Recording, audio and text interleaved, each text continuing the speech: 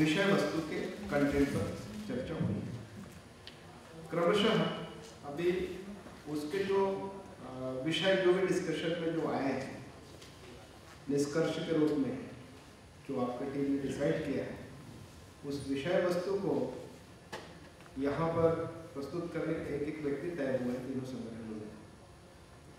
तो मैं सर्वप्रथम जो कंटेंट विषय पर जो चर्चा हुआ है विषय वस्तु की, उसके प्रस्तुतिकरण के लिए श्रीमान उर्विश भाई कंधारिया वो हमारे बीच में है, वो है और अपने क्या डिस्कशन निकल के आया उस विषय को यहाँ पर प्रतिपादित करें।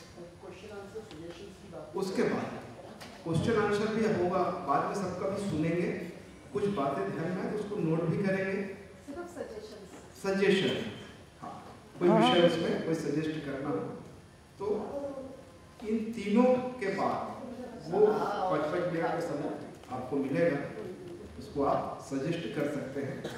तो बात है ना, नोट करें। आइए। माननीय श्री बासवराज जी, डॉक्टर महेश भाई मेहता, बासवराज जी अगेन, एंड अंजलि बहन, उपस्थित सज्जन और सन्नारियां, हमारे सामने आज जो विषय रखा गया था कंटेंट, ये बहुत अहम विषय है लीड इंडिया का, और काफी दिनों से इनकी चर्चा हो रही है, मनोमंथन हो रहा है, उसका एक फ्लो चार्ट बना हुआ है, मतलब एक प्रोसेस इवॉल्व हो चुकी है, जिनको हम आगे कैसे ले जाए साइंटिफिक तरीके से, वो बात आज हमने कुछ लोगों के साथ बैठ के, जिनके अलग अलग स्तर हैं, अलग अलग एक्टिविटी स्केल्स हैं, इनके साथ बैठ के विमर्श करके एक सुझाव के तौर पे हम आपके सामने रख रहे हैं।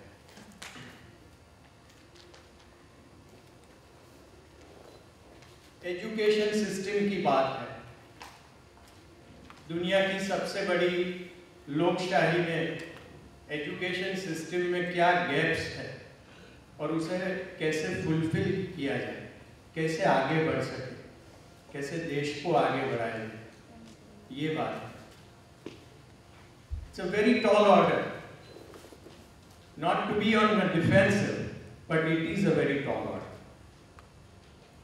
और सही तरह से करना है, सही ढंग से करना है, एक बेंचमार्क एस्टैब्लिश करना है, तो आगे जो लिंकअप करना है वो अच्छी तरह से हो सके, रेप्लिकेशन करना है वो अच्छी तरह से हो सके।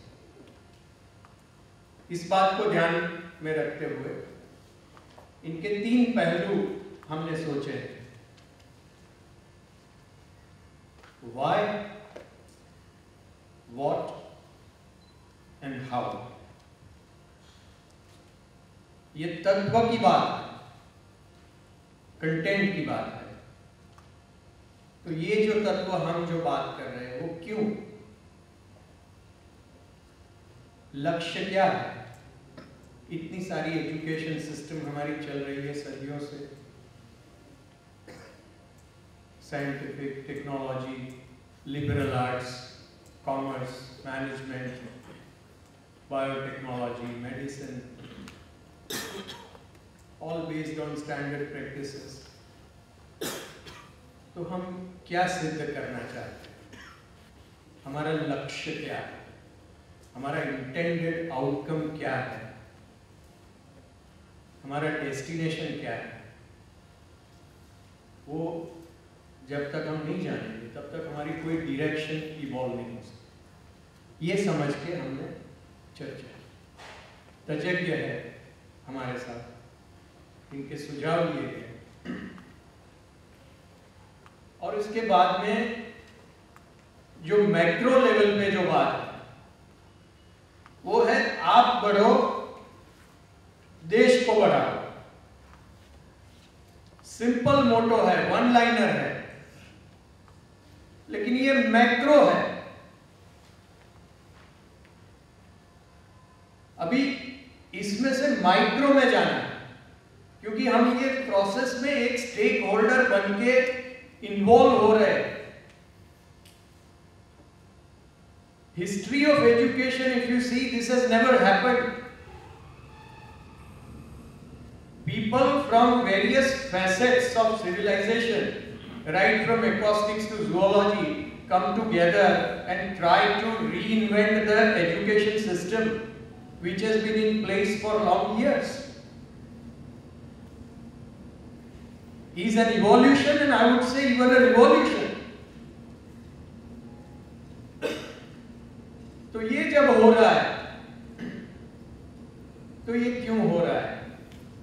तो आगे बढ़ने के लिए हो रहा है, देश को आगे बढ़ाने के लिए हो रहा है। हम इंडिविजुअल को, व्यक्ति को न्यूक्लियस समझते हैं, कोर समझते हैं। वो राष्ट्र का कोर एक व्यक्ति है। व्यक्ति से समाज बनता है, समाज से राष्ट्र बनता है, और राष्ट्र से विश्व बनता है। तो ग्लोबलाइजेशन की बात आज सुबह जो बसवराज जी ने और महेश भाई ने कही, वो ग्लोबलाइजेशन प्रोसेस जो रिवर्स जो है, मार्केट से इंडिविजुअल तक आता है, उसे हम रिवर्स कर रहे हैं, इंडिविजुअल से ग्लोब तक। तो एक व्यक्ति का निर्माण करना है, वो व्यक्ति को आगे बढ़ाना है, उनको सेल्फ सफिशिएंट बनाना है। जैसे सुबह बात की कि बस ये नौकरी की शोध में पैकेज ढूंढते रहते हैं। पैकेज के लिए 14 साल 18 साल जिंदगी के वो वैसे ही अपनी हड्डियां डुलाते हैं। हमें ऑप्टिमाइजेशन ऑफ रिसोर्स करना है, हम मिनिमाइजेशन कर रहे हैं। तो वो व्यक्ति निर्माण का जो कार्य जो है, वो हमारा वाय है। वो अगर निर्माण होगा, व्यक्ति निर्माण होगा, तो ही राष्ट्र निर्माण। ये इंफ्रास्ट्रक्चर से बात नहीं बनने वाली।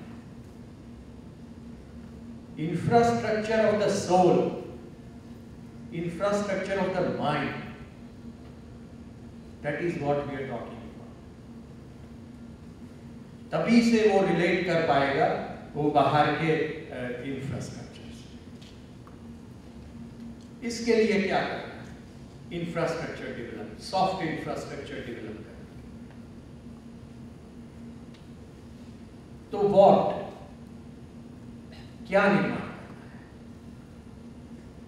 इंजीनियर्स निर्माण करने हैं, हाँ, डॉक्टर्स निर्माण करने हैं, एकेडमिक्स निर्माण करने हैं, लेकिन सबसे पहले we have to keep our priority in place. First things first. तो पहले एक व्यक्ति निर्माण, एक चारित्र्य निर्माण, बाद में वो इंजीनियर, बाद में एक कुशल वक्ता है, बाद में एक राजकीय व्यक्तित्व। जब तक वो व्यक्ति नहीं है, तब तक वो कुछ नहीं।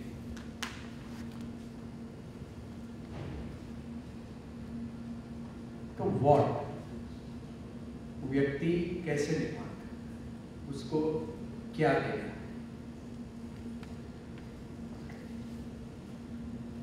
तो आगे बढ़ने की दिशा में माइक्रोज में हमने सोचा, और हमने एक 5-वे टेस्ट डेवलप किया towards individual development process through lead India project.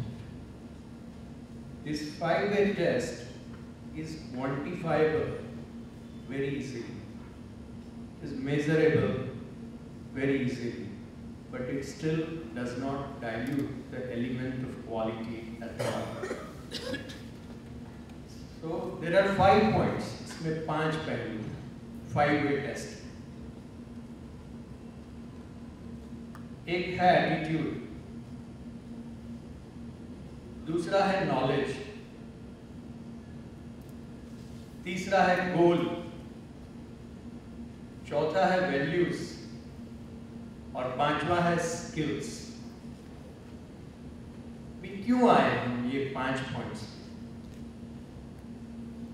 तो इस क्षेत्र के साथ हम सब काफी सालों से जुड़े हुए हैं।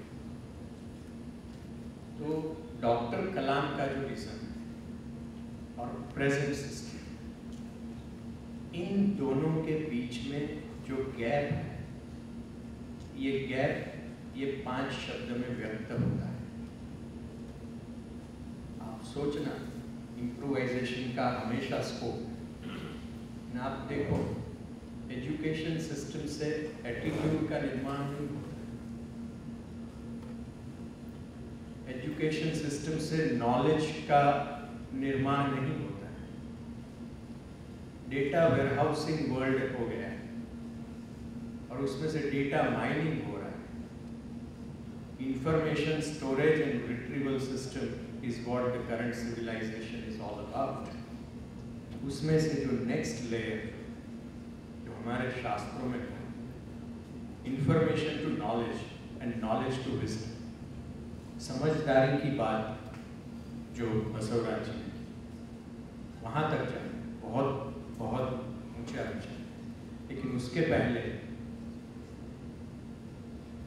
पहले समझदारी के पहले नॉलेज कैसे नेचुरली इंट्रिंसिक नॉलेज डेवलप हो जाए एक व्यक्ति में, उसकी प्रोसेस। गोल कौन डिटरमिन करता है? गोल स्टैंडर्ड एंड पुअर डिटरमिन करता है, मूडीज करता है, न्यूयॉर्क स्टॉक एक्सचेंज करता है हमारा गोल कि हमें क्या बनना है, कि हम करते हैं। तो goals, to be able to set the goal itself is a process, is a learning. That capability is half done. तो गोल निर्माण जो है वो अपने आप वो कर सके, वो एक हमें करना है। वैल्यूज भी नहीं है। बिजनेस स्कूल्स में भी वैल्यूज का जो है वो इलेक्टिव पेपर रह जाता है, उसके फैकल्टीज नहीं मिलते हैं। You go to best of the business schools in your Ivy League or the IIM Ahmedabad or Kolkata. You find it very difficult to find teachers who can talk about business ethics. Forget the life.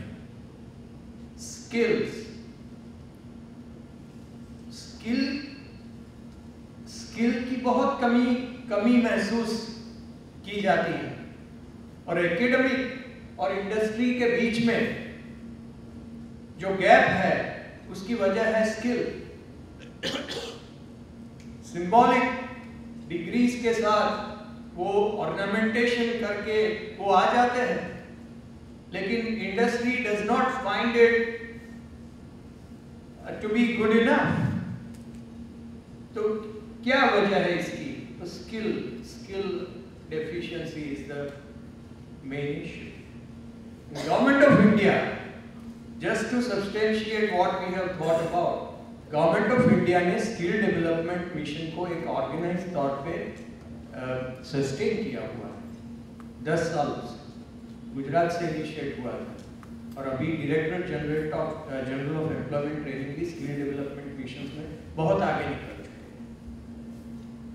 तो ये हमारे programme में भी skill जो है, basic skills, communication skills, वो हम उसमें सिंक्रोनाइज कर सकते। ये 5-वे टेस्ट है जो कोई भी इंस्टीट्यूट में हम जाएंगे, वहां एक स्टूडेंट से लेके इंस्टीट्यूट से वहां के डेमोग्राफी तक हम ये इम्प्लीमेंट कर सकते हैं। मनीषी उसका मेजरमेंट कर सकते हैं कि कहाँ उनका स्टैंडिंग है और हमें कहाँ ले जाना है, और उसके बेसिस पे हमारा जो प्रोग्राम है फाइन ट्यून कर सकते हैं।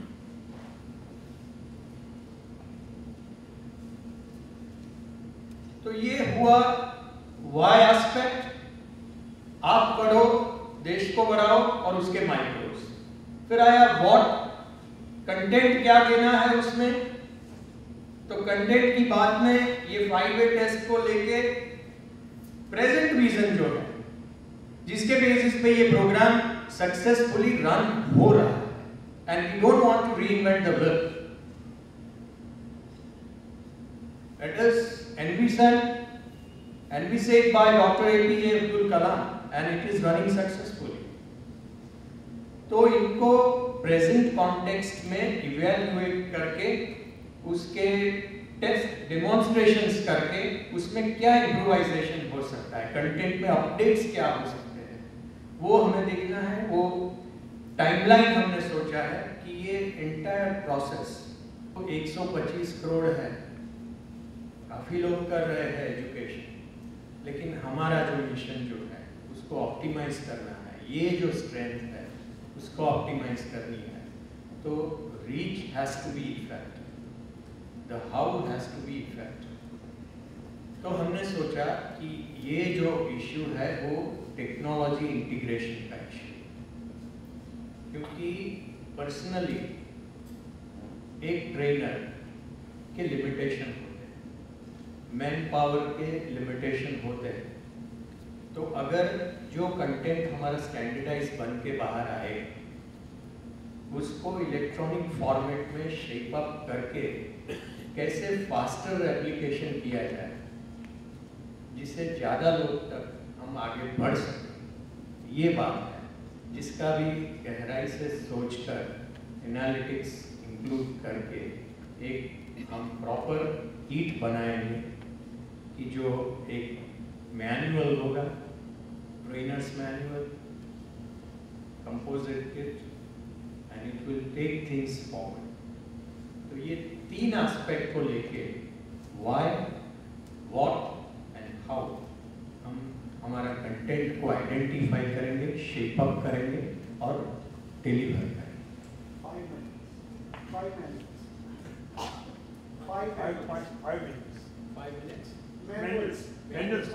5 manuals, yes. We plan to make 5 manuals, basically to facilitate the teaching learning process at end user level, targeting various groups, parents, students as well as teachers.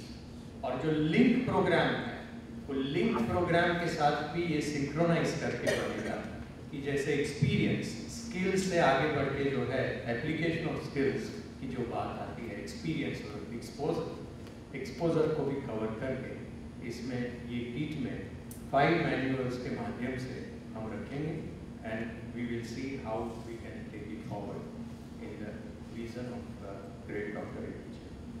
Thank you.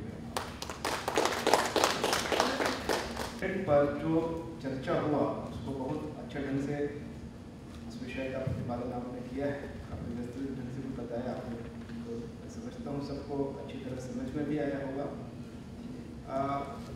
10 minute में अपनी बात खत्म करेंगे, दो लोग और बचे हैं, 10-10 मिनट ही है, इस बीच में फिर अन्य और हमारे महानुभाव हैं उनका उद्बोधन भी है। तो आगे ऑर्गेनाइजेशन के विषय पर भी एक ग्रुप डिस्कशन हुआ है। इस विषय की प्रस्तुति के लिए श्रीमान सुरेश बाबू जी को मैं आमंत्रित करता हूँ।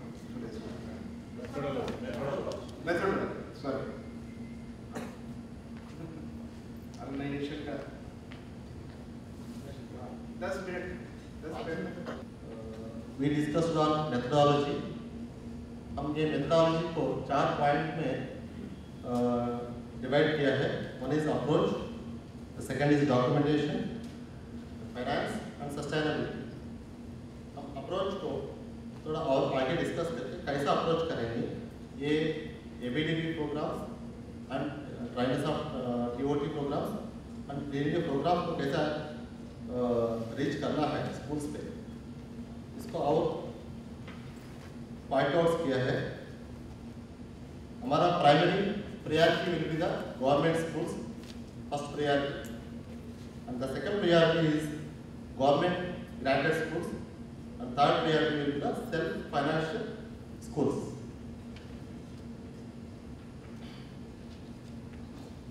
ये schools का आइडेंटिफिकेशन कैसा करना है,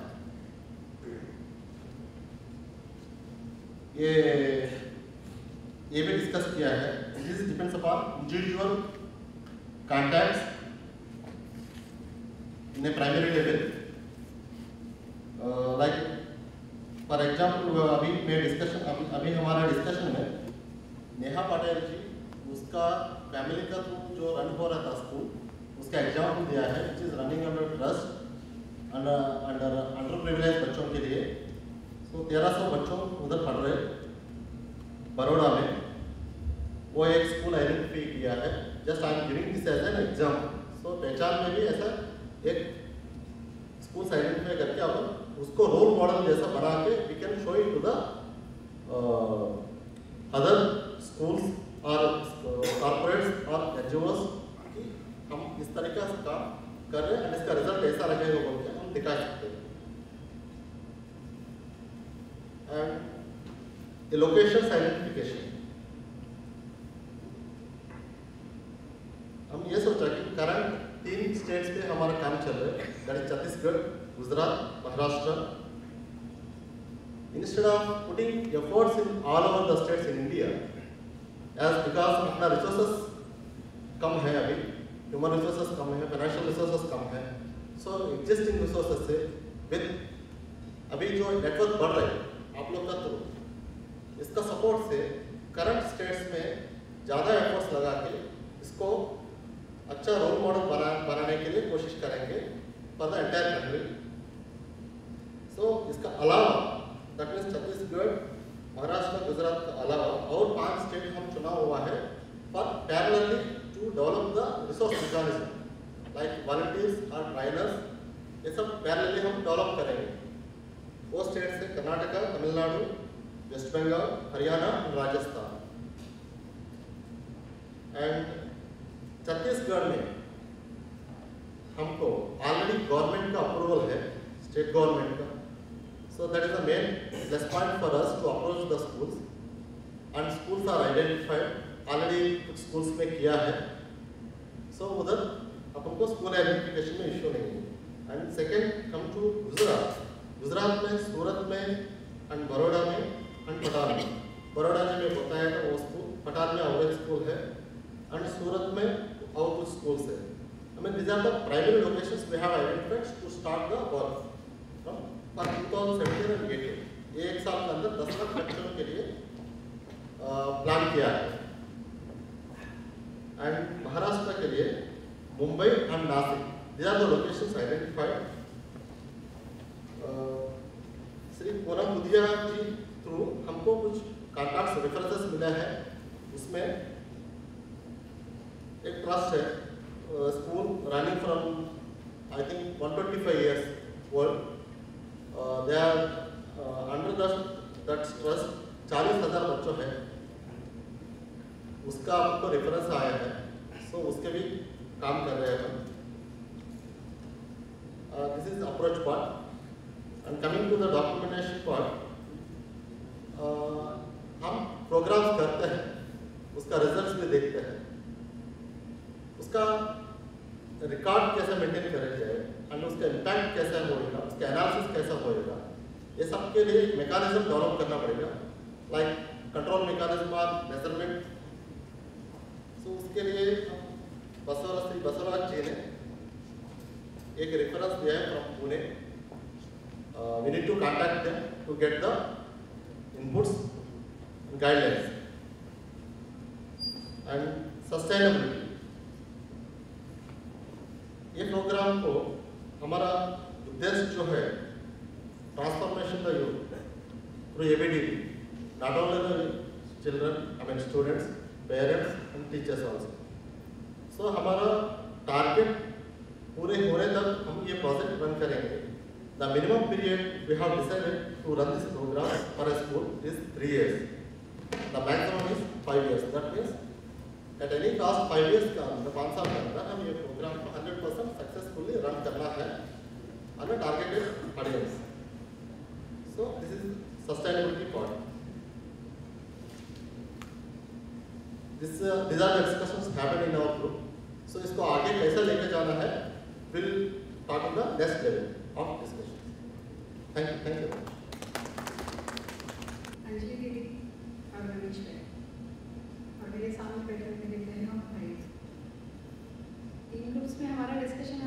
अच्छा हुआ। ऑर्गेनाइजेशन में की मैं बात करूँगा तो जैसा हमने देखा कि किसी भी संस्था का ऑर्गेनाइजेशनल स्ट्रक्चर के 2 पार्ट्स हैं। ऑर्गेनाइजेशन बोले तो एक तो उसका ढांचा कि कहाँ कितने लेयर का हमको स्ट्रक्चर चाहिए और कैसे कार्य करना चाहिए, कार्यकर्ता कैसा हो, ये भी ऑर्गेनाइजेशन का पार्ट है।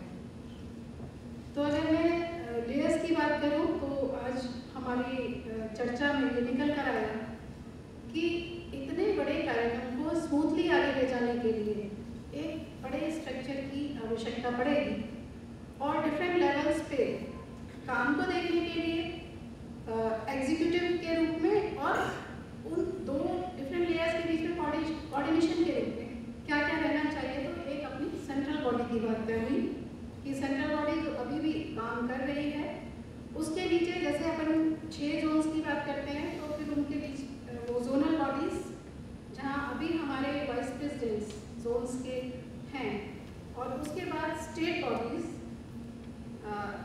स्टार्टिंग ऑब्वियसली ये मैं जो भी बात कर रही हूँ ये एक ऑन पेपर ढांचे की बात है, ऑन पेपर मोटा स्ट्रक्चर की बात है। जैसे जैसे जहाँ जहाँ हमें आवश्यकता पड़ेगी हम इस स्ट्रक्चर को खड़ा करते जाएंगे फील्ड में। तो स्टेट बॉडीज हो गई। स्टेट बॉडीज के बाद एक बहुत इंपॉर्टेंट सी बात निकल कर आई और वो हमारे सबसे यंग एक बंधु ने, कार्यकर्ता ने, मेरे बच्चे जैसे ने वो बात बोली कि बीच में एक रीजन भी होना चाहिए। मतलब हम डिस्ट्रिक्ट की बात कर रहे हैं तो उससे पहले रीजनल बॉडी भी होनी चाहिए जो डिस्ट्रिक्ट लेवल की बॉडी और स्टेट लेवल की जो 2 मेन एग्जीक्यूटिव बॉडीज हैं जिन्होंने काम को चलाना है। स्टेट बॉडी ने अपने अपने प्रांतों में और डिस्ट्रिक्ट बॉडी ने अपने अपने डिस्ट्रिक्ट्स में उनके बीच में तालमेल रखने के लिए, क्योंकि कुछ बड़े स्टेट्स हैं और वहाँ डिस्टेंसेस बहुत ज़्यादा हैं तो रीजन की भी अपन बात कर सकते हैं। फिर डिस्ट्रिक्ट के बाद ब्लॉक बोले तो, तहसील बोले तो या तालुका बोले तो उस लेवल पे हमारी सबसे ज़्यादा इम्पॉर्टेंट बॉडी रहने वाली है। और फिर फुल टाइमर्स का मोटा हमने तय किया कि 2500 छात्रों के ऊपर एक पूर्णकालिक प्रशिक्षक उन 2500 बच्चों की जो भी कार्यशालाएं रहेंगी, कार्यशालाओं के बाद जितने भी अपने फॉलोअप प्रोग्राम्स हैं और उनके साथ रेगुलर इंटरेक्शन के लिए 2500 बच्चों के ऊपर। और वो 2500 बच्चे कैसे, एक स्कूल में लगभग 250 बच्चे। ये डिफर कर सकती है places to places, states to states. अपने जो रूरल बेल्ट्स हैं वहाँ पे डेंसिटी कम है पॉपुलेशन की तो वहाँ वो बच्चे कुछ कम हो सकते हैं या जो मेट्रो सिटीज़ हैं वहाँ कुछ ज़्यादा हो सकते हैं। तो ऐसा उसमें 2500 बच्चों को देखने के लिए एक पूर्णकालिक कार्यकर्ता जिनको हम कुछ मानदेय दे सकते हैं ताकि उनके परिवार की व्यवस्था भी रहे और वो मनोयोग से इस काम को आगे ले जा सके। ये तो बात हुई ढांचे की। अब ये ढांचे चलेंगे कैसे कार्यकर्ता से, और कार्यकर्ता कैसे हमारे जैसी संस्था में हर तरह के कार्यकर्ता नहीं चल सकते। उन कार्यकर्ताओं के अंदर कुछ विशेष गुणों की आवश्यकता है। तो वो विशेष गुण क्या हों, तो मैं कहना चाहती हूँ कि आज हमारा जो प्रथम इनॉग्रल सेशन था उसमें हमारे जो 3 मुख्य वक्ता थे, माननीय स्वामी जी, माननीय महेश भाई जी और माननीय वसवराज जी, तीनों ने उन कार्यकर्ताओं के गुणों के बारे में बहुत अच्छा वर्णन किया। अगर मैं 2 पॉइंट्स में बात करूँ तो स्वामी जी ने कहा कि जो अपने सेल्फ डिसिप्लिन्ड वर्कर्स, अपने अस्तित्व को मिटाकर जो लीड इंडिया का कार्य करने का मानस रखते हों, ऐसे कार्यकर्ता, और वो कार्यकर्ता ऐसे हों जो जिस घर का वो निर्माण करेंगे वो रॉक के ऊपर हो। उन कार्यकर्ताओं की नींव के ऊपर जब लीड इंडिया कार्यक्रम चलेगा तो एक मजबूत होगा। अगर कार्यकर्ता कमजोर होगा तो जैसे घास फूस की नींव के ऊपर अगर हमने कोई घर बना दिया और वो कमजोर रहा तो उसी तरह वो काम भी हमारा कमजोर रहेगा। उसके बाद जैसे माननीय वसवराज जी ने कहा कि शास्त्र की साधना करते करते इतना बड़ा तपस्वी बनना कि वो स्वयं भगवान हो जाए। यानी कि इस कार्य को करते हुए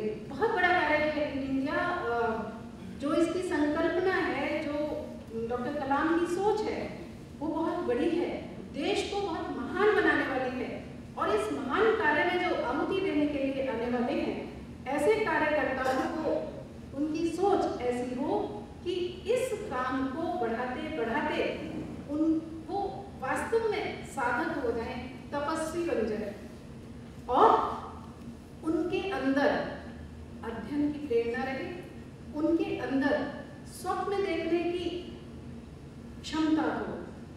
ऐसे कार्यकर्ता हमें निर्माण करने हैं। और फिर जैसा डॉक्टर महेश भाई ने कहा कि भारत अभी लीडर्स की बस में तो बैठ चुका है, लेकिन भारत की हैसियत होनी चाहिए उस बस को ड्राइव करने की। ड्राइवर सीट में हमने भारत को पहुंचाना, तो ऐसा कैसे होगा? ऐसे जो प्रोग्राम्स हैं, लीड इंडिया जैसे जो कार्यक्रम हैं, कुछ और भी संस्थाएं कर रही हैं, अच्छा कार्य कर रही हैं, लेकिन ओवरऑल समाज को जागृत करने का, समाज के लिए, राष्ट्र के लिए एक हाई क्वालिटी का मानव, हाई क्वालिटी का सिटीजन तैयार करने वाला जो ये कार्यक्रम रहने वाला है, तो इस कार्यक्रम के बाद जो पौध तैयार होगी नागरिकों की, उन नागरिकों की फौज के ऊपर हम उस ड्राइविंग सीट में जाकर बैठ सकते हैं। And no leader without education. तो हम खुद और जो हमारे कार्यकर्ता हैं और जो हमारे बालक हैं, उनको एजुकेशन, नॉट ओनली लिटरेसी और एजुकेशन का फर्क बताते हुए ऐसे कार्यकर्ता, ऐसे मानव, ऐसे सिटीजन्स तैयार करने का काम हमारे संगठन को करना है। इस मानस के साथ हम सभी ने एक और आज हमने बात की है कि अपने अपने संपर्क सूत्रों से जो हमारे काम का मुख्य ड्राइविंग फोर्स है, पूर्णकालिक जिसको हम बोल रहे हैं फुल टाइमर, जो ग्राउंड लेवल पे, ग्रासरूट लेवल पे इस कार्य को समाज में ले जाने वाले हैं, ऐसे कार्यकर्ताओं को हम सभी ने ध्यान करना और संस्था के साथ जोड़ना, ऐसा अपन ने ऑर्गेनाइजेशनल स्ट्रक्चर में डिस्कस किया। धन्यवाद। इनको लगता है कि हमारी भी कुछ सुनने के बाद कुछ ये बातें पूछने रहते हैं या कुछ ये बातें इसमें और सजेस्ट करने चाहिए, वो अपनी चर्चा शुरू कर सकते हैं। हम जो काम करने वाला है, गवर्नमेंट स्कूल्स को अप्रोच करता है, उसका summer will arrange the funds and resources and trainers with the help of NGOs or CSR donations or individuals. And दो तरीके के हम डिवाइड किए हैं इसको कि एक complete resources will be supplied by the summer and one more is in support with the local agencies like NGOs or institutions or individuals. So why I am giving this कि आप लोग इस direction में सोच के अपना programme को कैसा आगे लेके जा सकते हैं, you can take it forward. कोई भी कार्यकर्ता लीड इंडिया मूवमेंट के साथ जुड़े तो क्यों जुड़े? वन, अगर वो जुड़ता है वो क्यों जुड़ा रहे और कब तक जुड़ा रहे? टू, क्योंकि अगर वो सस्टेन उसको हम कैसे करेंगे, लीड का हो या लिंक का बेनिफिट लेना चाहती है तो वो क्यों बेनिफिट ले? क्योंकि अभी तक हम जिन स्टेट में जहाँ तक हमने कार्य किया है या जिन संस्थाओं को जोड़ा है, वो हमारे कंफर्ट जोन का, हमारे नॉर्मल सर्कल के लोग हैं जिनको हम जानते हैं, ऐसी स्टेट हैं या ऐसे स्कूल हैं या ऐसे इंस्टीट्यूशंस हैं।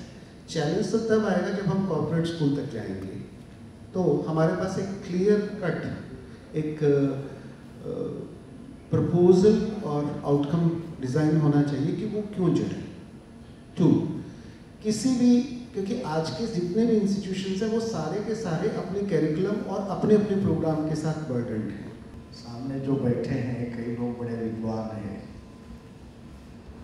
हम तो अपनी सलाह बोल सकते हैं, लेकिन आपके प्रश्नों का उत्तर नहीं, ये ध्यान में रखिएगा।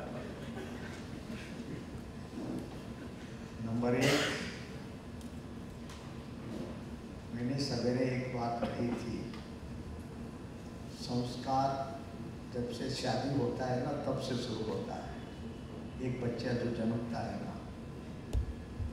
तो इसके कारण शिक्षा हर स्तर पर जरूरी है, परंतु हर आदमी हर काम को नहीं कर सकता है। वो अपनी क्षमता के अनुसार एक अपना पाठ्यक्रम बनाता है। जिसकी पहुंच घरों में है तो वो घर के द्वारा परिवर्तन लाने का कोशिश करता है। जिसका पहुंच छोटे छोटे प्राइमरी स्कूल बच्चों के अंदर है तो उसके द्वारा, गांव में है तो उसके द्वारा कोशिश करता है। कुछ लोग सोचते हैं कि भाई ये जो हाई स्कूल के बच्चे होते हैं, it is a last stage of moulding समझते हैं। जो सामान्यतः 7, 8, 9, 10 की कक्षा के बच्चे होते हैं, यहाँ पर ठीक मोल्ड हो जाएगा तो ये लंबे समय तक चलेगा, ऐसा समझते हैं। लेकिन ये संस्कार का जो भाग है हर स्तर पर आवश्यकता है, इतना ध्यान में रखिए। लेकिन हर काम हर आदमी नहीं कर सकता है। लेकिन नहीं करने के बाद भी मेरी एक विनती है, चिंतन पूरा होना चाहिए। समझ में है? सोच पूरा रहना चाहिए। हम नहीं कर सकते हैं, वहाँ भेजेंगे गुरुकुल विद्यालय को, आपको पूर्ण चाहिए तो वहाँ मिलेगा। शिशु शिक्षा में कई बड़े एक्सपर्ट लोग हैं अपने देश के अंदर, उनके पास हम भेजेंगे। हायर एजुकेशन के अंदर भी दिशा देने की दृष्टि से कुछ नई सोच होती है। जैसे मैंने दृष्टि का बदलाव लाने की दृष्टि से सवेरे IAS पढ़ने वाले स्टूडेंट्स के बारे में मैंने बताया। 1600 लोग IAS नहीं बनते, लेकिन जो IAS नहीं बना है वो नालायक नहीं है। जो IAS बने हैं वो बहुत असाधारण बने, ऐसे भी नहीं है। जिन्होंने IAS को लात मारा वो दुनिया में सबसे बड़े बने। हम जानते हैं नेताजी सुभाष चंद्र बोस, योगी अरविंद, इन्होंने तो डिग्री को लात मारा, नौकरी को गए नहीं, लेकिन दुनिया में उनका नाम है। जो IAS की नौकरी किया उसका किसी का नाम हमको पता नहीं है इतिहास में। जानते हो? हाँ, फिर बोलना पड़ेगा जबरदस्ती, उसको जबरदस्ती बोलना पड़ेगा। तो इसीलिए यहाँ एक सीमा है। फिर टोटल थिंकिंग जो हम बोलते हैं, परिवर्तन की बात आई है।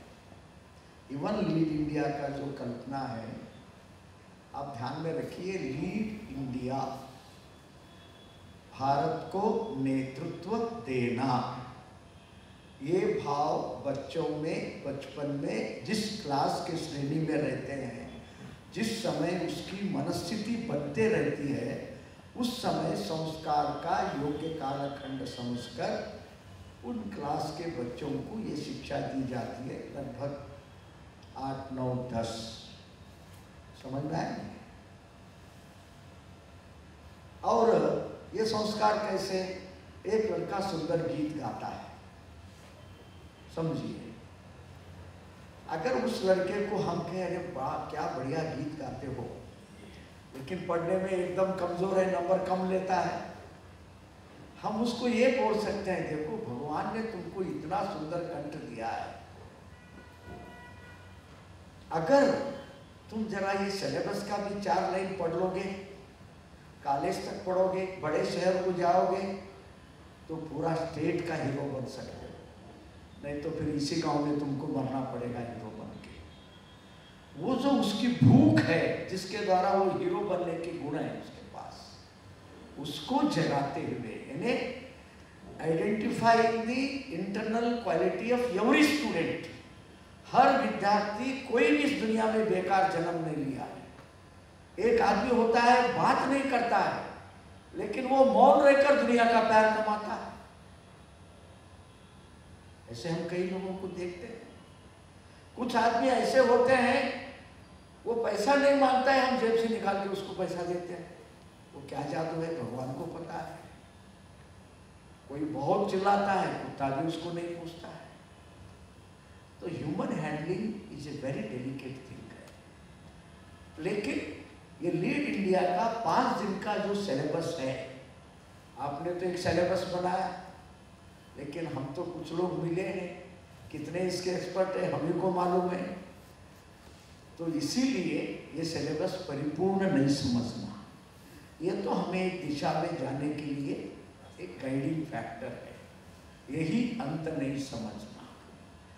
हर साल इसके बारे में चिंतन होना, अभी तक जो चल के आया है उसके साथ ये कितना मेल लगता देखना, और हर साल के चिंतन में कुछ नई चीज जोड़ने की आवश्यकता है तो जोड़ने की कोशिश करना।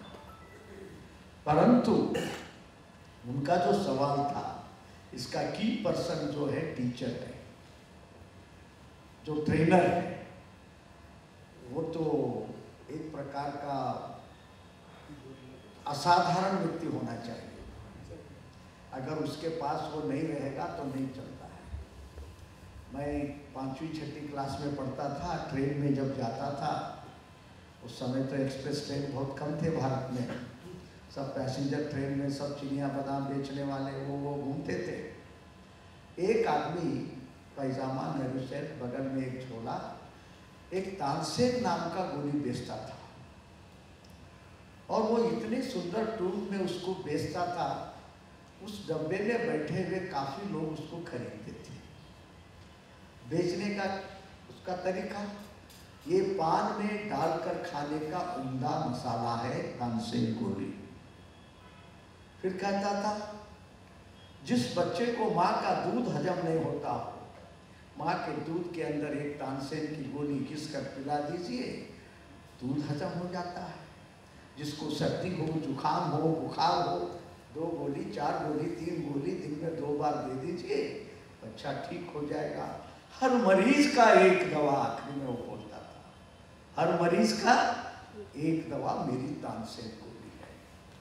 तो वैसा ही ट्रेनर जो होता है वो कभी भी असहायक नहीं, असहायक कब नहीं होगा, तो वो अपनी सीमा के अंदर तो वो पढ़ाएगा, लेकिन ट्रेनर के झोली के अंदर एक अच्छा गीत गाने वाले संगीतकार का भी दोस्ती रहना चाहिए, एक बढ़िया मैथमेटिक्स का एक्सपर्ट का दोस्त रहना चाहिए, एक व्याकरण पंडित का नाम मालूम रहना चाहिए। यानी वैरायटी समाज के अंदर जो गुण है, तो भाई इसके मेरे को इतना मालूम है, जाओ वहाँ संजय शर्मा जी बैठे हैं, तुम्हारी समस्या निवारण करेंगे। तो इस प्रकार की उनके झोली के अंदर कई मोती रत्न पड़े हुए रहना चाहिए। ट्रेनर के झोली के अंदर केवल वो सिलेबस के नाते पढ़ाने जाएगा तो बच्चों का मन नहीं जीत सकेगा, उसके मन की भावनाओं को भी उछाल नहीं सकेगा, फिर वो नहीं बढ़ेगा तो देश भी नहीं बढ़ेगा। तो आप बढ़ो या देश बढ़ो, वो कब बढ़ेगा, उसको अपनी क्वालिटी का ज्ञान होना चाहिए। इस क्वालिटी को लेकर मैं जैसे जैसे ज्यादा पढ़ते जाऊंगा तो मैं फिर सारे देश में, दुनिया में निखरूंगा। ये कल्पना उस बच्चे के मन में आएगा तो वो पढ़ाई में भी मन देगा। आज क्या हो रहा है, सब बंद, तुम गीत नो गीत, अक्ल निकल है, नंबर इतना कम लिए, बेटा दूसरे को माँ बाप क्रिकेट खेलना चाहता है, गणित में तो 100 में 10 नंबर लिए हो, बैठो इधर, क्रिकेट नहीं खेलना है। तो ऐसी उनकी भावनाओं को ठेस लगाकर कोई पेंटिंग चाहता है, कोई गीत गाना चाहता है, कोई संगीत सीखना चाहता है, कोई नृत्य सीखना चाहता है, उसकी तो बचपन में हत्या की गई है। हमारी भारत की जैसी गुरु जी ने कहा कि शिक्षा पद्धति के अंदर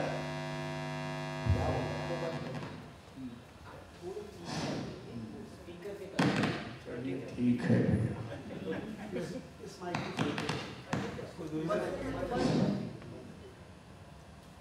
तो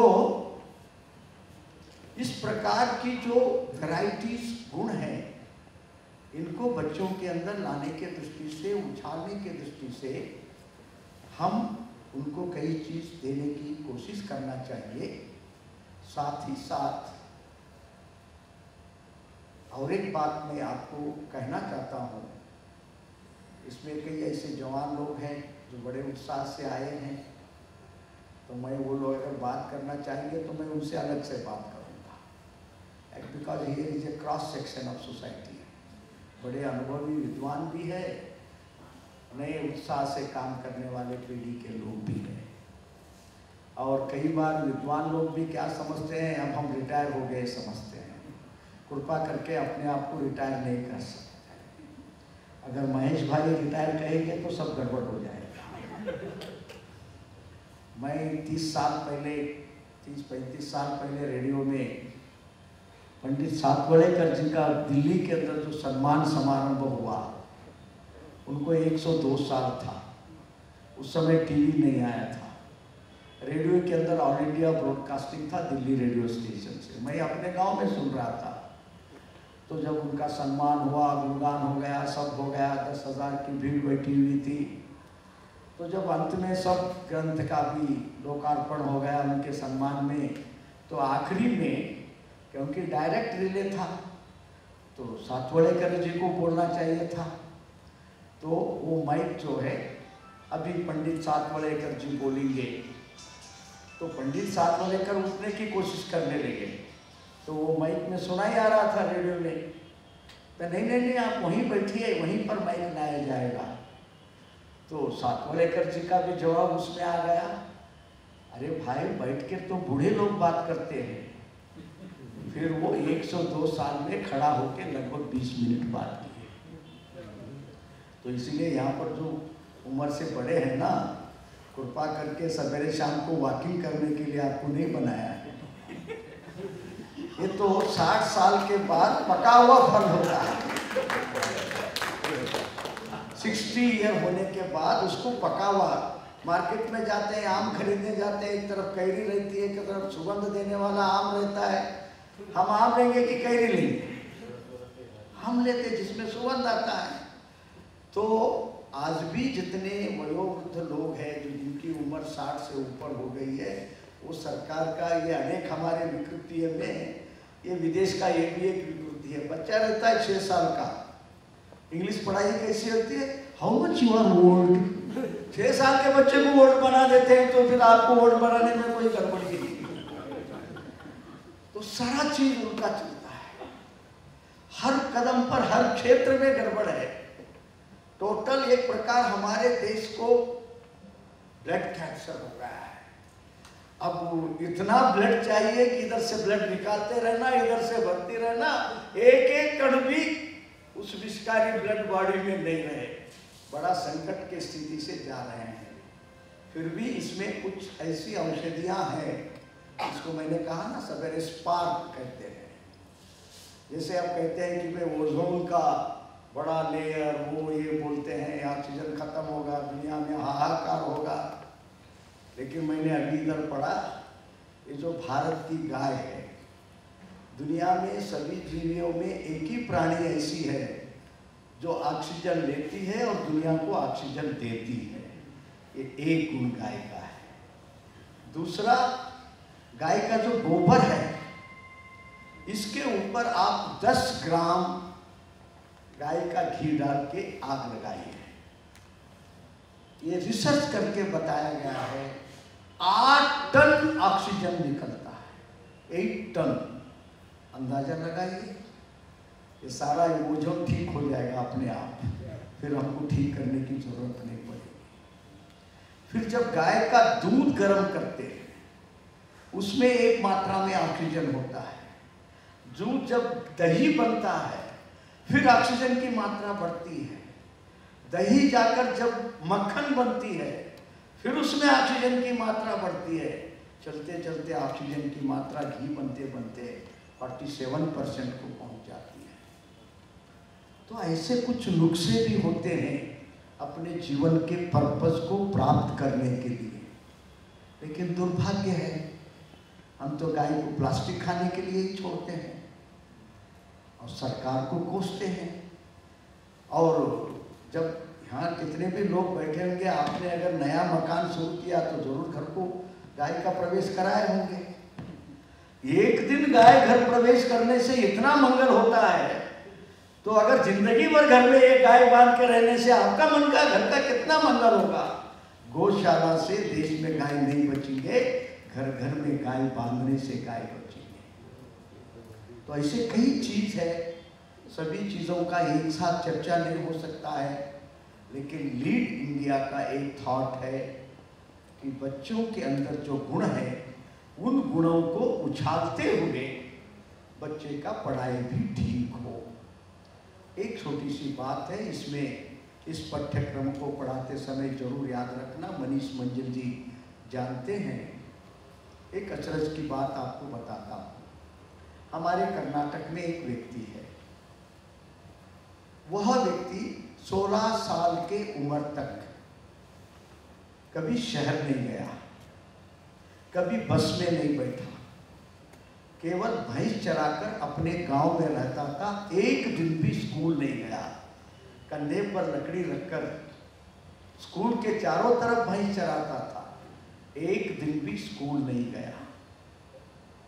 एक बेंगलुरु का HHH नाम का एक संस्था है, वो उस गांव में एक आदमी आया, इस लड़के से पूछा, अरे भाई तुम चलोगे बेंगलुरु को, तुमको पढ़ाई सिखाएंगे, वो भी क्या, इंग्लिश और कंप्यूटर। ये पहले कन्नड़ का पहला अक्षर नहीं सीखा। तो इसने कहा कि हमको तो कुछ नहीं आता है, चलो तो सही। फिर वो गरीब बच्चा फिर अपने भाई से चर्चा करता है, छोटा भाई बोलता है भैया आप भी नहीं पढ़े, तुम भी नहीं पढ़े। वो बुला रहा है, पढ़े तो पढ़े, नहीं तो नहीं, जाओ। तो हिम्मत करके बड़े भाई को भेज देता है। बड़े भाई बेंगलुरु चले जाता है, पहली बार बस में बैठता है, पहली बार ट्रेन में जाता है, और बेंगलुरु जाने के बाद उसको 6 महीने की पढ़ाई होती है। उनके साथ पढ़ने वाले और 10 लोग थे। कुछ लोग PUC तक पढ़े सो लोग थे, कुछ लोग डिग्री तक पढ़े सो लोग थे। जब 6 महीना पूरा हो गया तो वहाँ पूरे 10 लोगों में दिस मैन, जो कभी स्कूल का चेहरा नहीं देखा था, he was one of the top speaker of English। इधर 3 साल के अंदर कर्नाटक के अंदर उसने 3 लाख लोगों को एड्रेस किया है, यूनिवर्सिटी के स्टूडेंट्स को लेकर। अब आपको आश्चर्य लगेगा कि नहीं लगेगा, अरे कभी स्कूल ही नहीं गया, 6 महीने में कैसे ड्रॉप हो गया। मेरा दिमाग बहुत चिंता में फंस गया, भाई क्या जादू है इसमें, क्योंकि सच्चाई का खोज करना ही होगा। फिर मेरे को एक सुंदर नुस्खा मिल गया, मैं आप सबको बताऊंगा। दूसरे लोग जो थे वो पहले ही दिमाग में बनाए थे, जरा इंग्लिश अच्छा सीखूंगा, जरा कंप्यूटर सीखूंगा तो कोई नौकरी मिल जाएगी। उनका सोच भी छोटा था, वो छोटे बन के रह गए। मजा क्या है कि जब बच्चा घर में जन्म लेता है ना, सामान्यतः जो परिवार के अंदर सगे संबंधी, माँ बाप, दादा दादी, नानी नानी, सबकी तमन्ना होते हैं। माँ बाप बोलते हैं ये डॉक्टर बनो, बोलते हैं इंजीनियर बनो, बोलते हैं। फिर बूढ़े लोग क्या बोलते हैं, अरे पोता घर में ही रहना चाहिए। वो ऐसे ही बोलते रहते हैं, तुम्हारे माँ बाप चुप कॉलेज में पढ़ो, यही टीचर या लेक्चरर बन के घर के सामने काम करो, गाँव छोड़ के जाना मत। जब कॉलेज में पढ़ना जाता है तो मास्टर लोग बोलते हैं, अरे you have taken very good marks in mathematics, जरा तो मैथमेटिक्स में MA करो, बोलते हैं। दूसरा एक आदमी आता है, यदि you have scored 98 marks in English, English में MA करो, बोलता है। पढ़ने वाला एक बच्चा, वो एक स्लेट है, उसके ऊपर माँ भी लिख रहा है, बाप भी लिख रहा है, दादा लिखती है, दादी लिखती है, सगे संबंधी लिखते हैं, और स्कूल में टीचर भी लिखता है। जब एक स्लेट के ऊपर 10 लोग लिखेंगे, आपको पढ़ने आएगा क्या? नहीं आएगा। लेकिन ये जो गया था, रमेश बलीद इसका नाम है, इसका स्लेट क्लीन था, ना माँ लिखी थी ना, क्योंकि वो पढ़ाई नहीं था तो लिखने का सवाल ही नहीं था। जैसा आजकल कैमरा में फ्लैश करते हैं ना, ऐसे ही कैमरा से फोटो मारे तो एकदम सुंदर आता है कि नहीं। वो एकदम क्लीन माइंड से बैठा, उसके सिर में पहली बार लिखा गया वो 6 महीने का कोर्स, दूसरा कोई उसके दिमाग में था ही नहीं, इसलिए उसने 100% रिसीव किया, सबसे टॉप निकला। तो इसीलिए बच्चे बाय बर्थ होशियार होते हैं, लेकिन वे जो माँ बाप लिखते हैं ना जबरदस्ती, घर वाले, सगे संबंधी, दुर्भाग्य क्या है, मैंने जैसे सवेरे कहा, तुम क्या बनना चाहते हो कोई नहीं पूछते हैं, सब अपने अपने दिमाग का ही बच्चों के मन में ठूसना चाहते हैं।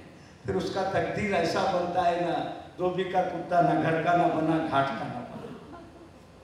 अगर वो अच्छा कबड्डी खेलने वाला लड़का है, उसको कह दीजिए बच्चा जाओ 1 घंटा कबड्डी खेलना, मैं तुमको छुट्टी करता हूँ, लेकिन 2 घंटा पढ़ेगा। वो खुशी से जाएगा, आके बैठ के पढ़ेगा, कबड्डी में भी हीरो बनेगा, पढ़ने में भी हीरो बनेगा। कबड्डी का दरवाजा बंद कर देते हैं। घर में भी ऐसे ही करते हैं। हम आराम से माँ बाप टीवी देखते बैठते हैं, उसको बोलते तुम लाइट कमरा बंद करके अंदर पढ़ो बोलते हैं।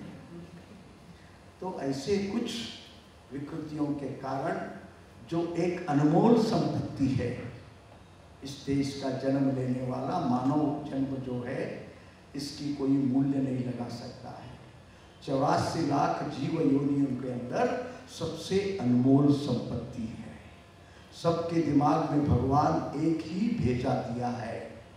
विवेकानंद का अलग है और आपका अलग है, ऐसा नहीं है। सुभाष चंद्र बोस का अलग है और मेरा अलग है, ऐसा नहीं है। लेकिन इसको हम अंदर से स्पार्क कितना करते हैं, गुणों का विकास के लिए प्रेरणा कैसे देते हैं, उसके आधार पर उनका विकास होता है। हम लोग भी समझे कि हम अपने इस काम के लिए कितना योग्य बन सकते हैं, यह भी अत्यंत आवश्यक है। इस शरीर का बड़ा मूल्य है। मैं यार स्कूल में जाता हूँ, बच्चों से पूछता हूँ, बोलते वो लोग पैसा पैसा बोलते हैं, मैं भी आपको पैसा देता हूँ, आपको 1-2 लाख रुपए दूंगा, तुम मरेंगे नहीं, मैं मांगे तो देना बोलता हूँ। तो सब बच्चे हाथ उठाते हैं, छोटे छोटे बच्चे। फिर मैं बोलता हूँ आप मरेंगे नहीं, थोड़ा नाक काट लूँगा आपका, 2 लाख देना। एक भी बच्चा मैं नाक दूंगा अभी तक नहीं बोला है। और 1 लाख रुपए देता हूँ, जरा ये कान दो, और 1 लाख रुपए देता हूँ, जरा चूहा काट लूंगा। मरेंगे तो नहीं, आराम से पैसा आएगा। 1 किडनी दान देंगे तो कितने पैसे आएगा? 25 से 50 लाख रुपए मिलते हैं। वैसा ही इंसान के शरीर के अंदर का दिमाग का भेजा जो है, इसका मूल्य दुनिया में अभी तक किसी ने नहीं लगाया है, नहीं लगाया। तो इसकी सच्चा उपयोग करना हम लोगों का भी जिम्मेदारी है। यहाँ जो इस वर्ग में आए हैं ना, आज रहेंगे कल रहेंगे, जाने से पहले मनीष मंजिल को ये बताना होगा कि मनीष मंजिल जी, हम 10 स्कूल आपकी एक सूची देंगे, वो मैनेजमेंट से बात करेंगे, हमारे यहाँ एक ट्रेनिंग कैंप बनाओ, 10 स्कूल के शिक्षक को हम भेजेंगे, एक ए हो सकता है। मनीष जी 220 की आपकी सपना है, मैं कम से कम 220 तक 3 साल का समय देने के लिए तैयार हूँ। आप कहाँ ट्रेनिंग देते दीजिए, कहाँ भेजने के लिए तैयार है, मैं जाने के लिए तैयार हूँ कहिए। कुछ लोगों को जगह रहती है ट्रेनिंग वगैरह देने के लिए, ठीक महेश मंजिल जी, हमारा इतना बड़ा धर्मशाला बिल्डिंग, ये जगह खाली है, आप फ्री में हमारे यहाँ ट्रेनिंग दे सकते हैं। कैसा भी हमारा हॉस्टल है, उसमें आपके 25 टीचर लोग भी खाना खा लेंगे। वो भी नहीं है, पैसा बहुत है। पैसा एक ऐसी चीज है, जितना खर्च करोगे सत्कार्य में उतना वो बढ़ता है। जितना कंजूसी करता है ना, ये लक्ष्मी बड़ी खराब चीज होती है। अगर वो चलती रहेगी तो ठीक रहेगी, एक ही जगह बैठेगी तो उस घर का सत्यानाश कर देगा। मैं खुला खुला बोलता हूँ, घर के दुश्मन भी निर्माण हो जाएंगे। तो सत्कार्य में पैसा लगाइए, क्योंकि देश की अनमोल संपत्ति एक जीव संपत्ति है। हर घर में आनंद कब आता है? तो बच्चा जन्म लेने से आनंद आता है। इस संपत्ति को एक सुंदर वातावरण के अंदर उसका भरण और पोषण अन्न से, विचार से, ठीक ढंग से करके माँ भारती का एक अनमोल सुपुत्र और सुपुत्री बनाना, ये एक अपना लीड इंडिया का सपना है। तो इस सपने को साकार करने की दृष्टि से हम, एक तो आप स्वयं कुछ कर रहे हैं, तो शायद आपके करने में कुछ कमियां हैं तो उसको ठीक कर लीजिए। अभी सवेरे मेरा एक मित्र ने आया कि हमारा वेद कितना साइंटिफिक है। अब मैं लीड इंडिया को छोड़कर वेद तो पढ़ाने में नहीं आऊँगा, लेकिन मैंने उनसे कहा वेद की महत्ता को लेकर काम करने वाले ऐसे 2-4 लोग हैं, मैं आपसे मिलाऊंगा उनसे, फिर आप 4 लोग जो मिलेंगे आपकी ताकत 4 गुना बढ़ेगा, उसके द्वारा देश का कल्याण होगा। तो ये एक बात याद रखना, मेरा बात सच कहते समय दूसरों के बात को झूठ मत कहिए, क्योंकि सच और झूठ काल और परिस्थिति निर्णय करती है। मैं बहुत माइन्यूटली जीवन के बारे में अध्ययन करता हूँ। समझो मैं मांस नहीं खाता हूँ, इसमें कोई मांस खाने वाला बैठा है। मुझे एक मेरा मित्र ने कहा जो खरगोश होता है उसका कलेजा बड़ा टेस्टफुल होता है, तो एक प्लेट में खरगोश का मांस रखा हुआ है, दिल रखा हुआ है, तो वो सामने बैठा है, मैं भी सामने बैठा हूँ, मेरे मुंह में भी पानी आ रहा है, उसके मुंह में भी पानी आ रहा है। मैं सोच रहा हूँ क्या गंदा रखे हैं, जब जाके थूकूं बोल के बार बार मेरे को गुस्सा आ रहा है। वो बोलता है ये सब क्या करे, इतने लोग बैठे, नहीं तो तभी के मुंह में डाले के मस्त आनंद खा लेता है। तो बोलता है बताइए, वस्तु एक ही है, दोनों की सोच अलग अलग है। इसका कारण हम किस परिस्थिति में पले हुए हैं, वातावरण क्या है, बैकग्राउंड क्या है, ऐसे भी कई चीज होते हैं। तो इसीलिए दुनिया को से देखते समय अपने प्रति कठोर होना चाहिए, अन्यों के प्रति उदार दृष्टिकोण होना चाहिए। ये नहीं रहेगा तो हम 4 लोगों को लेकर कोई समाज का काम नहीं कर सकते हैं। तो इसीलिए जैसा सवेरे महाराज जी ने कहा, जब तक स्वयं को समाप्त नहीं करोगे तब तक कोई बड़ा काम नहीं कर सकते हैं। तो इसीलिए दूसरों का गुण देखे, दूसरों का गुणों को उछाले, उसके द्वारा आज एपीजे अब्दुल कलाम की जो सोच है, सपना है, वेदना है, जो व्यक्ति इतने तड़पन से एक क्षण भी बर्बाद न करते हुए वो अपने जीवन को यापन किया।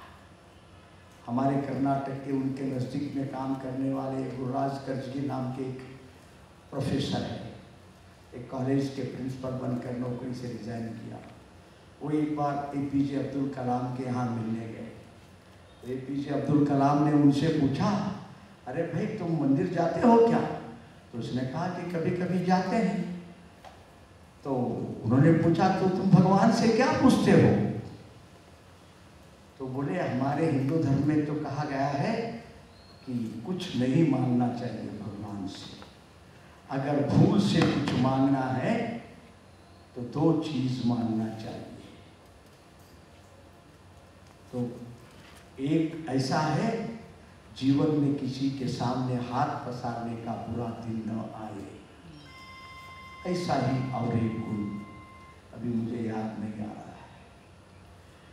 तो ये 2 गुण मिले तो वो तुरंत, अरे और आखिरी तक हम काम करते करते अपने जीवन को सफल बनाए।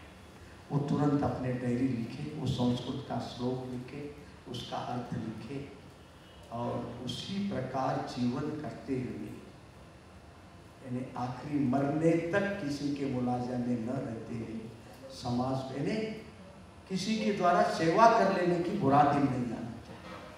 तो अंत में जब वो आसाम में उनका देहांत हुआ, इसी प्रकार वो खड़े खड़े बात बोल रहे थे बच्चों को, ये उनकी इच्छा थी और बोलते बोलते वो धराशायी हुए। तो इस प्रकार जीने वाले एपीजे अब्दुल कलाम वो कृपा करके महान व्यक्तियों को, श्रेष्ठ पुरुषों को कोई भी जात पात से नहीं तोड़ना चाहिए। वो एक भारत माता का अनमोल हीरे के स्वरूप अपने जीवन यापन किए हैं। जैन धर्म के, अन्य धर्म के सबसे बड़े श्रेष्ठ संतों का उनका इतना सुंदर संबंध था, इसकी हम कल्पना नहीं कर सकते हैं। वास्तव में अगर कोई पॉलिटिकल पार्टी का नेता होते या कोई बड़े संत होते तो शायद हजारों सालों तक उनका नाम रखते थे, लेकिन आज उनका नाम रखने का हम थोड़े संख्या में यहाँ बैठे होंगे। हमारी जिम्मेदारी बहुत बड़ी है, इस लीड इंडिया के साथ जुड़कर हम कितना इस नाम को सार्थक बनाकर, और बहुत मुक्त भाव से बच्चे उनको चाहते हैं। क्यों चाहते हैं मुझे भी समझ में नहीं आता। जब एक बार हमारे यहाँ आए तो जब उनके आने की खबर बनी, एक घर में एक छोटा सा 4 साल का लड़का बिलक बिलक कर, नहीं मैं जाऊंगा वहाँ पर, उनको देखूंगा। 4 साल का लड़का APJ अब्दुल कलाम को क्या जानता है। तो कुछ लोग चाहे या न चाहे थोड़े ही समय में कई लोगों का दिल जीत लेते। आप जानते होंगे 3 दिन के सत्याग्रह के अंदर अन्ना हजारे कितने लोगों का हीरो बन गए देश और दुनिया के अंदर, केवल 3 दिन के अंदर। तो ऐसी एक जादू होती है। इस जादू देश के हित में काम आए तो हम लीड इंडिया से जुड़कर अपने से जो भी नई पीढ़ी को बनाने में काम करना है। मैंने 2-4 चीज़ बताई है, फिर एक बार उसका चिंतन करें और जाने से पहले मनीष मंजिल जी का आत्मविश्वास बढ़ाए, ये मेरी प्रार्थना है। और भी कोई बात है तो मैं कल तक यहाँ रहने वाला हूँ। बीच बीच में आपसे गपशप करके हमारी शंका है तो आपसे दूर होगी, आपसे है तो हम दूर करने की कोशिश करेंगे। अगर नहीं होगा तो कोई तीसरा आदमी को ढूंढेंगे, लेकिन आगे बढ़ेंगे, ऐसा हमारी सोच होना चाहिए। और एक बात आखिरी में बोलता हूँ, वीक मैन ब्लेम्स अदर्स। दुर्बल आदमी, कमजोर आदमी दूसरों को गालियाँ देता है। सारी गलतियों का नारियल दूसरों के सर पर फोड़ता है, सरकार पर फोड़ता है, राजनेता पर फोड़ता है। जो सूर है, जो वीर है, जो ताकतवर है, जो हिम्मत वाला है, दुनिया में कुछ भी बुरा हो रहा है तो इसका जिम्मेदार मैं हूँ और स्वयं उसको फेस करता है।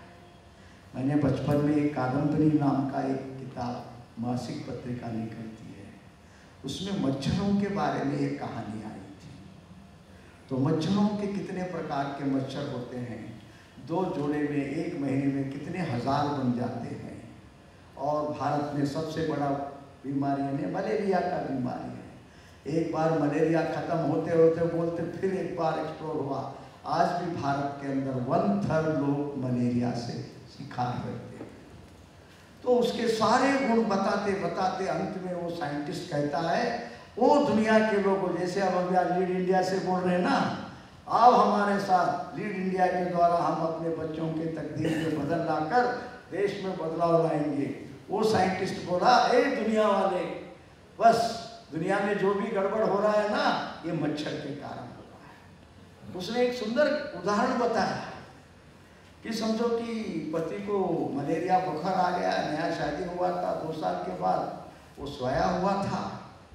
वो एक बार पत्नी से पानी पूछता है तो वो पानी सुनी नहीं, जल्दी ला के नहीं दी। तो गुस्सा, अरे अभी तो मैं 2 दिन बीमार पड़ा हूँ, अभी मेरी बात नहीं सुन रही मेरी पत्नी। तो उसको गुस्सा आता है।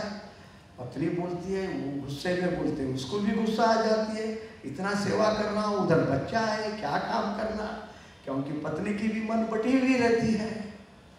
तो फिर वो बोलता है कि ये दोनों में गुस्सा क्यों आया, अगर मच्छर नहीं काटता तो अच्छे रहते। तो जितने भी मनस्ताप होते हैं, गड़बड़ी होता है, झगड़ा होता है, ये सब का कारण मच्छर है। तो इसीलिए दुनिया वालों सब मेरे साथ आओ, जिस दिन मच्छर खत्म कर दोगे इस दुनिया एकदम खुशहाल रहेगा। तो वैसा ही हम आज APJ अब्दुल कलाम को लेके चल रहे हैं। वो स्वयं प्रकाश है और उस प्रकाश का सदुपयोग करें, अपना जीवन को भी ठीक बनाए, माँ भारती को भी गौरव से दुनिया के सामने प्रस्तुत करने के लिए उस व्यक्तित्व का एक एक शब्द का सदुपयोग कर नए पीढ़ी के अंदर उसे भरकर अपने जीवन को भी सार्थक बनाए। इस दिशा में आज जो तीनों ग्रुपों में चर्चा हुआ है ना, अगर उसमें ये चीज़ों में कहीं कुछ गड़बड़ी है तो इन सूत्रों को जोड़कर ठीक कर लेना। इतना ही बात कहते हुए मेरी बात को समाप्त करता हूं। हम सब लोग अपने स्थान पर खड़े हो जाएंगे, फिर राष्ट्रगान होगा, दूसरे पार्ट में ऊपर आएंगे, राष्ट्रगान करेंगे, उसके पश्चात राष्ट्रगान शुरू कर।